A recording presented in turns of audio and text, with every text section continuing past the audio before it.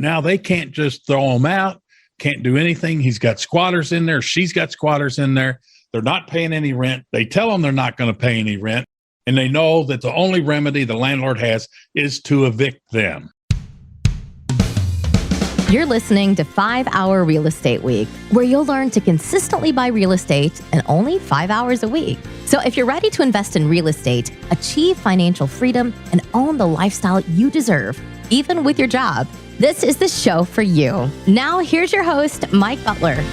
Hello there, and welcome to the next episode of the 5 Hour Real Estate Week here with Mike Butler. And today's topic, we're going to talk about squatters are getting smarter. And this is going to build on episode number 19 when we talked about internet scams, and you can get your free internet scam prevention poster at mikebutler.com. But just a quick overview of what was in episode 19. My good friend, fellow retired police detective Alan Tatum, he had a house for rent, and he used a traditional lockbox. He put his keys in there, and then he would give out a key code to have somebody go look at the house so that he wouldn't have to run down there and meet him. Well, I told him that was bad news. Don't do that. Well, anyway, here's what happened. Some knucklehead calls him, get the key code, and let's say his name is Jamal. Well, Jamal then starts advertising Alan's home for rent on Craigslist, and then he meets people there, and if they got the money, he produces a lease. Here, sign all this and that. He takes their security deposit. He takes their monthly rent, gives them the key to the house, and bingo, they are living in the house. Well, Alan gets an approved application, and he's going to go down there and change the locks for his new tenant that's going to move in. So he's down there taking the lockbox off the front door, and the lady comes out and says, "Hey, what are you doing?" And he says, "What are you doing?" And she says, "I live here. I'm renting this place." He says, "No, you're not. I'm the landlord. I rented it to somebody else. How'd you get in here? What's going on?" And so long story short, they called the police, and the tenant that's in there, think of consumer protection. Now, what if you were in its tenant's shoes? Okay, so they produced a lease. They gave up their money, blah, blah, blah. So long story short, Alan had to go through the entire eviction process and lost 3 months of rent, plus whatever else happened there. I don't want that to happen to you. So this is all preventable. So that's what we talked about in episode 19. Now, here's a brand new scam that squatters are doing, and they're getting smart. And this is happening to mostly where I've seen this happen is with investors who have apartments. And it doesn't matter if it's a 4-plex, a 20-plex, a 800-plex, but here's what's going on. This investor, and I've seen this happen to 2 investors now that I do coaching with and mentoring. So they've got their apartments, and what's happening is the squatters, because they know what they can get away with now, they've been trained by the court system and by media and all these other things that are going on right now. They will pay somebody to go apply to rent one of the apartments. So they say, "I'll give you money if you go apply and rent this apartment. And if you get approved, then I'll pay you X amount of dollars." It could be anywhere from 200, whatever. I mean, the dollar amount really doesn't matter. The point is, these squatters are getting somebody else to use their own photo ID, go apply to rent an apartment, keeping their fingers crossed, hoping that they get approved. Now, if that person gets approved, here's what they do. So normally, if you have an office, they'll come into your office, you'll schedule an appointment, they'll sign all the lease papers and the move-in inspections, and you give them the keys, right? Or if you're more mom and popish, you might meet them at the apartment. You might meet them at the apartment there, sign all the docs, and give them the keys. All right. And that's what generally happens. That's what we want to have happen. Well, what's happening is if you have an office or if you do that and you give them the keys, the person who rents the apartment, then the squatters come up and say, "Hey, okay, I see you got the keys. Here's what we agreed on. I'll give you this amount of money." And the real resident gives the keys to the squatters. You with me? So now the squatters move in. And then what do? They immediately change the lock. And the poor old landlord, now they can't just throw him out, can't do anything. He's got squatters in there. She's got squatters in there. They're not paying any rent. They tell them they're not going to pay any rent. And they know that the only recourse, the only remedy the landlord has is to evict them. which depending on where you live, that can take a couple of months or 3 months, depending on where you invest. So we came up with a way for prevention. Here's a prevention.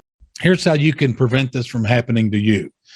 Number one, if you have an office, the keys are not given to the new resident when the resident signs all the move-in photos, the leasing documents, and all this and that. If you've got an office, they don't get the keys when they sit down and sign all that and give you all the money, the security deposit, the rent, blah, blah, blah. They don't do that. Now, let me backtrack a little bit. I talked about security deposit and the rent. So remember, the squatters are getting somebody else to apply in their own name, not in the squatter's name, but in their own name, to get approved. And if that person's approved, well, then they're going to have to produce security deposit money and the rent, okay? And the squatters will front that money to that person only after they're approved. And then they also agree to give them money, when that person who's been approved and signs the docs gives them the keys. So now let's go back to where I was. So the keys are not given to the new resident when they sign all the lease papers.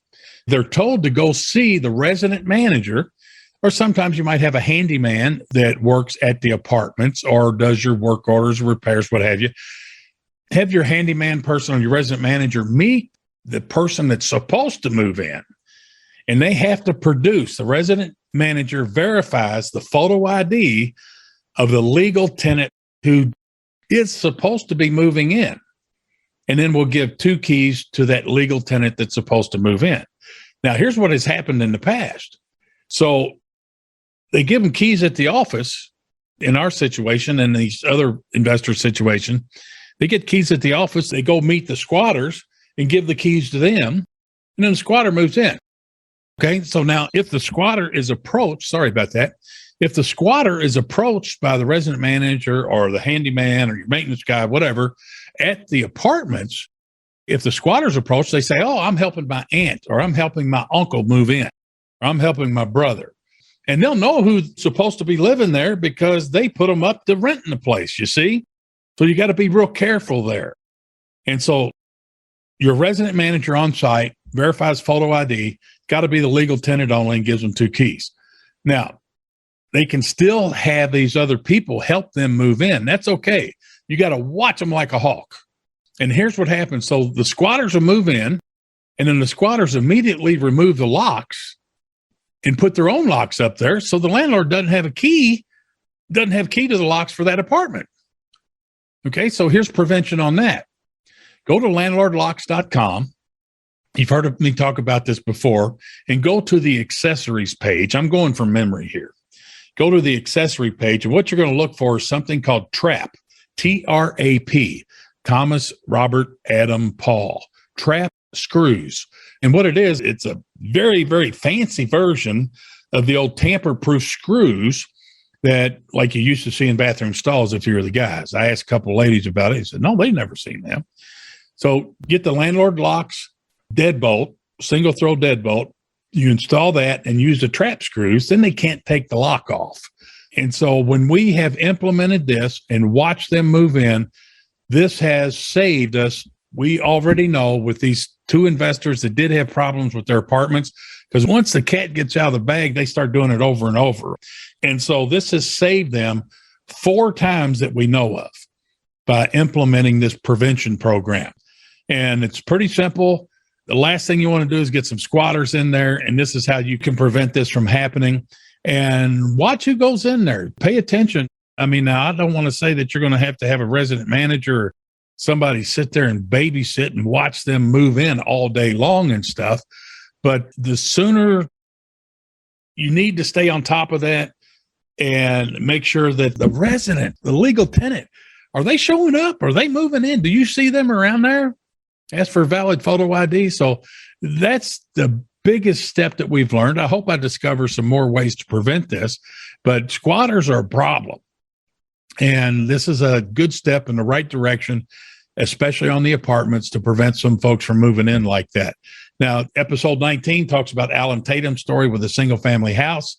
And it comes with the turf in today's world, unfortunately.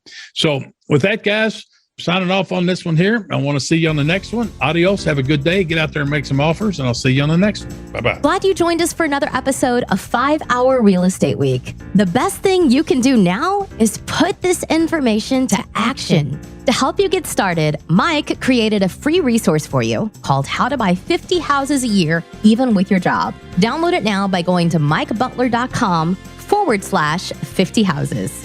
And we'll see you on the next episode.